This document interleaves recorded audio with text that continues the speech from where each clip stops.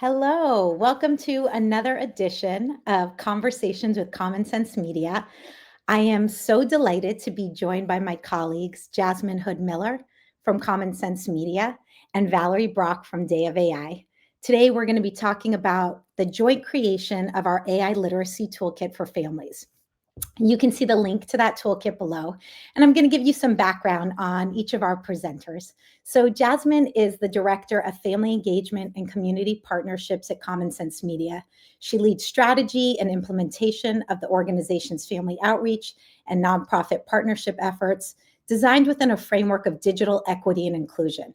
Through this lens, Jasmine develops programs, content, and events to support parents and caregivers and is passionate about addressing the unique experiences and concerns of marginalized families raising kids in a digital world. And Valerie Brock is currently the Director of Curriculum at Day of AI, a nonprofit born out of MIT's Responsible AI for Social Empowerment and Education initiative.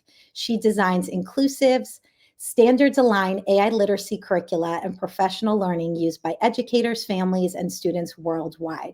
She brings 13 years as a K-8 special education teacher and previously served as computer science education manager for New York City Public Schools. She's been a longtime advocate for AI literacy and has created early childhood and K-12 resources that are culturally relevant and help all learners understand and use AI responsibly. And I am so delighted to have them both here today. And to kick us off, Valerie, can you talk to us about what the actual toolkit is? Thanks, Tali. Yes, I'm so excited to talk about the toolkit and show you some of the wonderful resources we've created. I am just going to share my screen real fast and point you to where we keep some of these amazing resources. On the Day of AI website, we have links for schools directly. And these links help schools get started with sharing the resources. So for example, we have this document that is perfect for school leaders, parent-facing staff, actually really any educational stakeholder within a district, where you could get started by reviewing the materials and really thinking about how you want to share these materials with your school community. And then looking at some of our family-facing materials, we do have it organized on the Common Sense Media website as well, where you could go right into our videos. So you'll see right here that is listed out. We have actually a third video, which we are sharing, and we'll have a toolkit for that as well. So you could go into watching the videos. But then you could also dive right into our toolkit guides. And there you'll see some resources where it tells you how to use the guide, some tips, more links, and then you could dive right into the conversation cards, which, can be used at any time in the day. And you'll also see that we have some activities for families to try out.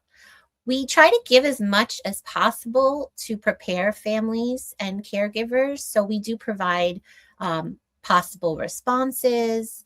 And then if we go down a little, we have fun activities that you could try out.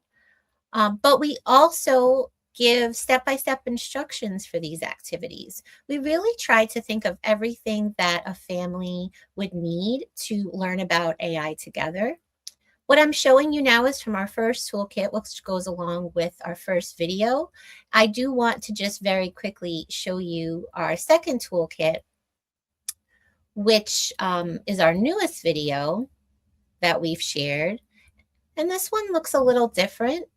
And the focus is on using AI using the video to talk about privacy, fairness, and responsibility. And again, some information before diving into these activities. But here we also have additional conversation starters, again, providing with possible responses to look for, and then more fun activities that families can do together, whether it be at dinner time, at bedtime, travel time, just a really easy access way for families and communities to talk about AI. And it's this one is designed for younger kids and for older kids and teens. So this is just a very quick preview, but we're going to talk more about everything in the toolkit for the rest of our conversation as well. Great. Thanks, Valerie. Yeah, and I love how, especially in that second one, it breaks down complicated topics like algorithms and explaining it. And also, when you were showing us the page, I'm not sure if people caught this, but the videos are available in English and Spanish, and then the toolkits are available in Spanish, English, Arabic, Mandarin. and Mandarin, and all of them will be. So please check those out. So obviously, we're here talking about AI and AI literacy. I feel like that is a conversation everywhere I go these days. And given that, Jasmine, can you talk to us a little bit about why parents and caregivers should be brought into an AI literacy conversation? And how do you make it feel relevant to them, given that everyone's kind of at a different level with their tech understanding? Sure. Yeah. So for years, we've known that family engagement is the strongest indicator of student success. And this applies to digital literacy and well being education, including AI literacy. So making parents and caregivers part of the conversation provides parents an opportunity to get familiar with how and when their kids are using AI, whether it's for school, creative, or personal uses. And because generative AI is multifaceted and complex, not only in navigating the technical skills, right, but also which parents may or may not be equipped or feel comfortable with, but identifying misinformation or understanding bias in the system, copyright, like all of these kind of ethical questions that kids may have, they need as many opportunities as possible to be able to work through that stuff with adults. So when you have all the adults in a child's life or in a teen's life invested in helping them build those critical thinking skills, they'll be better at it. And the toolkit really gives that range, like you were just talking about, where it could be. There's conversation starters and activities that go from like no tech to getting hands-on with AI. And so families can learn together. And you mentioned we have breakouts for younger kids versus older kids and teens. And so we tried to scale it so that there's something for, all levels of understanding and comfortability. Thank you. Yeah, I know I've been sharing actually the toolkit even with adults who don't have kids because I think it really is scaffolded well. Um, I want to talk a little bit about kind of the background of the toolkit. And I know, Valerie, everything you do is really seeped in research. Can you share a little bit about the research? And then Jasmine, of course, at Common Sense Media, we also have a lot of research. I'm going to come to you afterwards. Sure. So the toolkits and everything Dave AI creates in terms of curriculum or resources are heavily informed by research through MIT, of course. Last year, a study was published showing how short hands-on AI literacy experiences affect teachers and students. And the results were really compelling because knowledge about AI increased significantly just after a short period of engagement. And it really helps students and educators who are also parents gain a sense of agency. And many realize that they can be creators and programmers of this technology and not just passive users. So the research showed that accessible, active learning formats work. And the toolkits are built around simple 5, 10, 15-minute activities, no tech needed, just having conversations like in the conversation cards. And we really tried to use relatable, culturally relevant examples that families and caregivers could use at home. Additionally, everything we create is informed by global research completed by UNESCO, which defines key competencies for students. And we align our resources with these frameworks to ensure that the guidance is accurate, ethical, and really developmentally appropriate. So the question really became, why wouldn't we create resources for families, knowing what we know?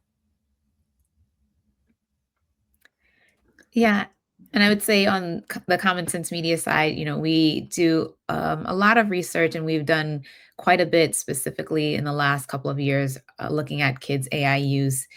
We conduct nationally representative surveys with teens and parents, and even looking at young kids under the age of 8.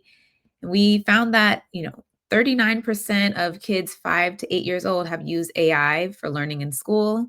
And we know that when it comes to teens, that many of them are using AI for homework help. 3/4 of them have used an AI chatbot. And so these are, all the data that we're seeing with how kids are using it is informing how we are thinking about how parents can have conversations. Because also, we found that only 37% of parents were even aware that their teens had used generative AI platforms. So we know we have to bring parents into the conversation and bring resources to families to be able to discuss this.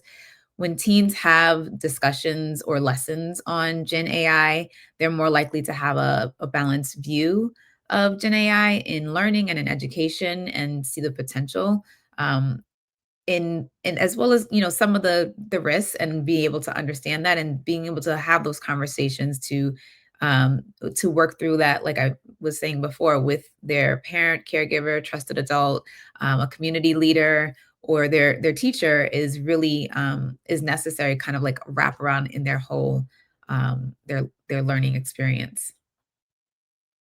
Yeah, these conversations are really nuanced, right? Like if generative AI was all good or all bad, it would make it so much easier, but it's not. So we have to have those conversations. And I guess I'm thinking I'm going back to what you shared, Valerie, where you were talking about like the research on like these short interactions and how that makes a difference. Can you give us an example of like what that looks like? So I'm thinking if there's, any parents or people with kids who are watching this right now, if they're like, hey, I know we talk about this a lot, like talk about AI literacy early and often and all the time. What could that look like? So there's so many examples, but even students in elementary school, if you were to just ask them like, where do you think AI is showing up right now in the things you're using and the tools you're using, they're going to have lots of answers, because unfortunately, AI is being pushed upon us in so many different facets of our everyday life that yes, even an 8-year-old will be able to respond that I saw a chatbot when I was doing work at school, to help me with math. Another great, question you might ask is, if you're driving in the car or commuting and you're all listening to music as a family, why do you think that the app keeps, recommending certain songs to us and striking up a conversation, and or another great question is, what kind of information may you not, should you not share if you encounter AI? And the answers will be different, of course, by the age level, but that doesn't mean the conversation shouldn't happen. And it doesn't mean that the child won't have an answer. I often get asked, well, how are you having these conversations with 5-year-olds? Well, yes, we have found developmentally appropriate ways, and that begins with just getting 5 and 6-year-olds to understand the difference between artificial and natural, which they can. On their level. So there's so many examples. I could talk about this all day, but I think those are important interactions we need to have.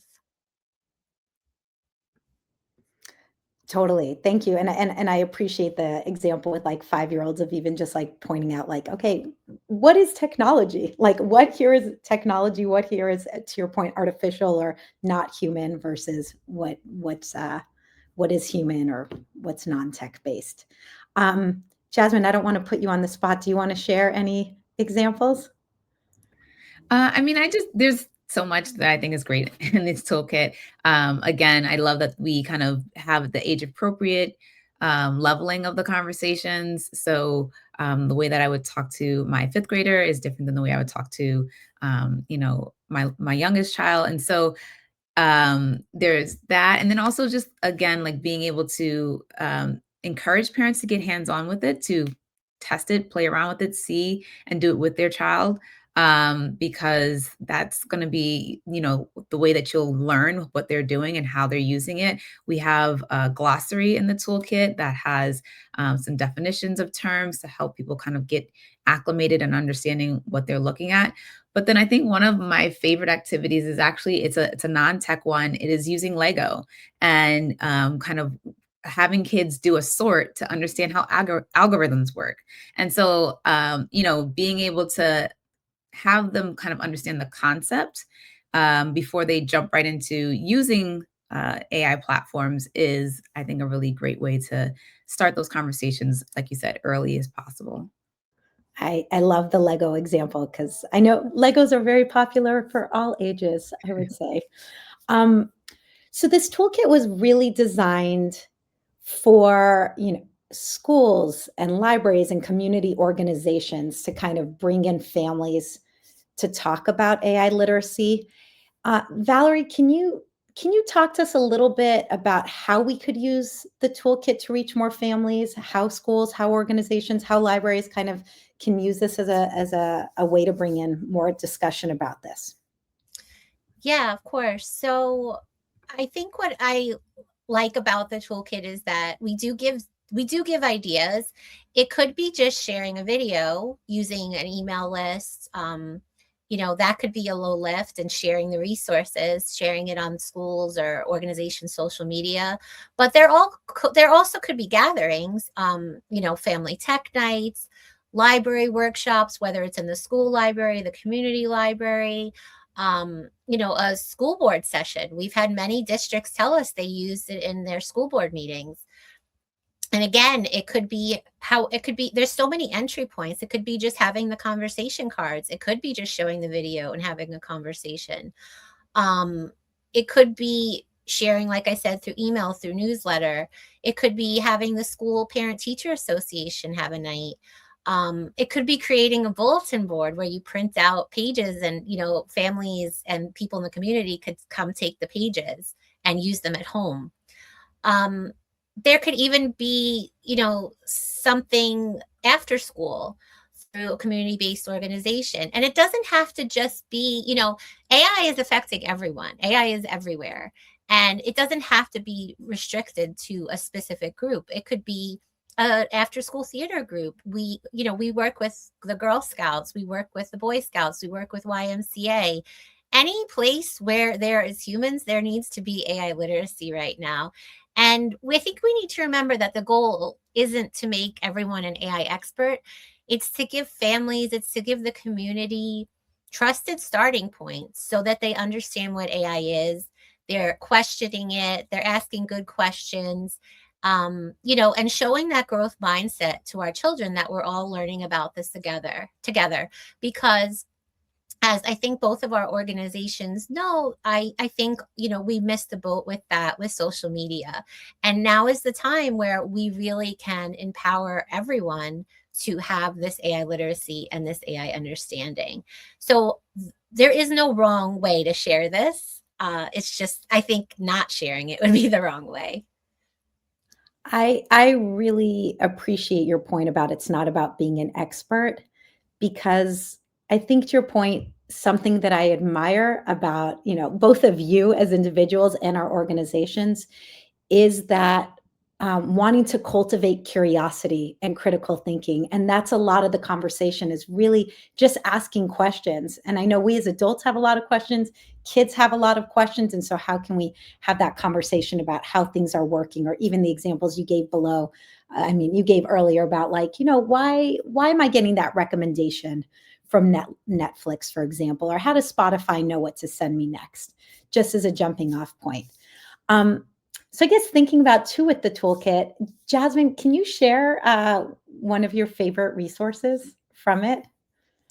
Yeah, so we have, as Valerie mentioned, there's 3 videos in the toolkit, and then they have the corresponding activity guides. And I love the fact that there's the video that kind of explains, and then you can use the guide to kind of go deeper. One of the activities or topics that we cover is AI, the environmental footprint. So that's something that kids might be curious about, and or parents, and want to understand what that looks like, what it means, what are the implications for how we use generative AI. And so there is an activity in there that takes some of the information from the video and then goes a little bit deeper on understanding like how are these platforms utilizing water and electricity, and thinking about the environmental footprint that we're leaving with this our use of this tool. So that's one of the ones that I think is actually really cool and interesting for kids to get into. Yeah, for sure. The environmental piece is a huge one. Valerie, how about for you?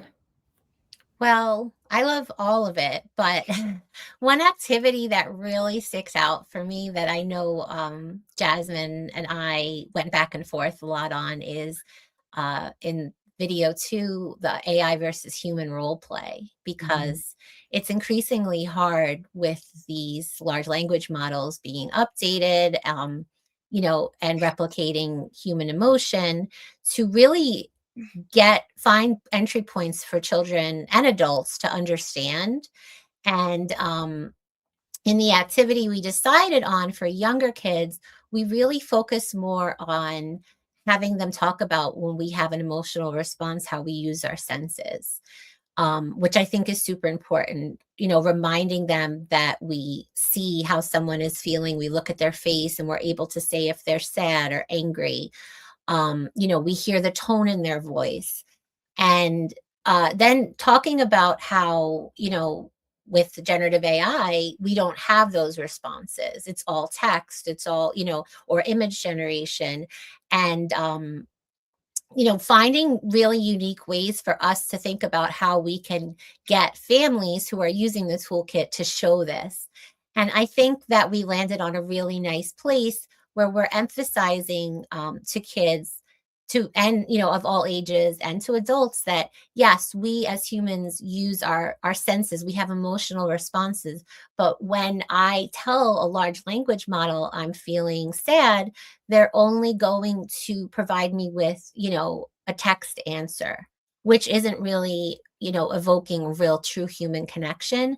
And I just think this is such a powerful conversation that parents need to have with kids. And this activity, we went back and forth on it. And I think we really, did a good job of making it so it is a meaningful experience.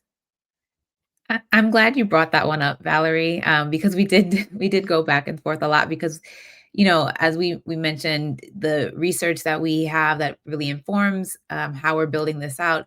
We know because so many kids, 75% of kids have used AI companion, that the chatbot, when you're getting text responses on one platform, maybe simplistic and maybe not so like personalized. But then when you have these AI companions where it is really meant to feel like you're talking to a real person, it's really meant to feel like this is someone who knows you, and understands you and feels, feelings like you do, that area can get so gray so quickly.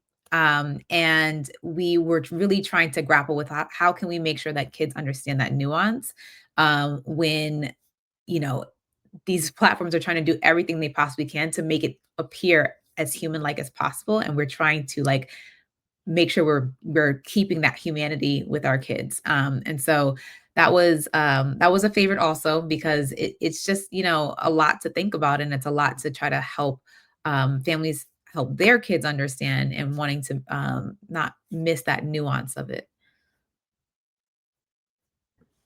Yeah. Um, there's a lot to think about, and it's evolving so quickly as Mhm. well. So I guess, as we're kind of wrapping up, what are one or two takeaways that you'd like, our audience to think about? And Valerie, I'll start with you.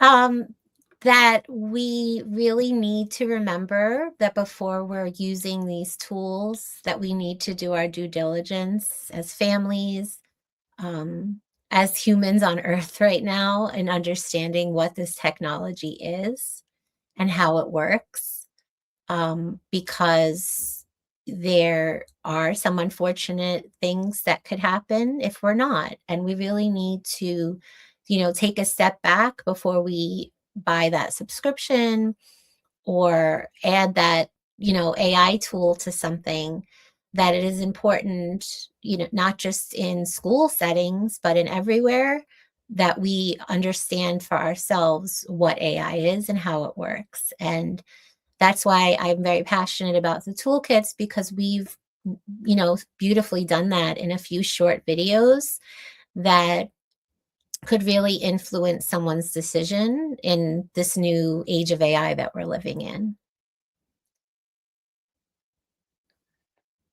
Yeah, I would I just say that for parents who may feel like, out of their depth or not tech savvy enough, that when it comes to AI or really anything that your kids are doing online with media and with tech, that um, you don't have to be tech savvy to have those conversations about your family values, to instill those life lessons, to foster that curiosity and critical thinking. And so to take a toolkit like this, to be open, to be willing to try, something new is great, but also that you want to just have that open conversation with your kids and be able to help them kind of process and think about these things. But it doesn't mean you have to be a tech expert. And so that's really for me the thing that I try to emphasize with families is that you may not know all of the platforms or know how to use all of them, but be willing to have the conversations, and open to kind of learning alongside with your kids. Thank you both. That's super helpful. And I know that there's been questions about where can we find these great resources. So we're going to drop back in the link to the overall literacy toolkit where you can click on all of these directly. You have access to the videos, and then you have the access to the different toolkits that align with the videos, and you can find all of the activities and conversation cards that Jasmine and Valerie were referencing there. So I really want to thank you both so much. Personally and professionally, I really value working with both of you and appreciate your overall contributions to the AI literacy space. And thank you, everyone, for joining us. Thanks, Tali. Thanks, Tali.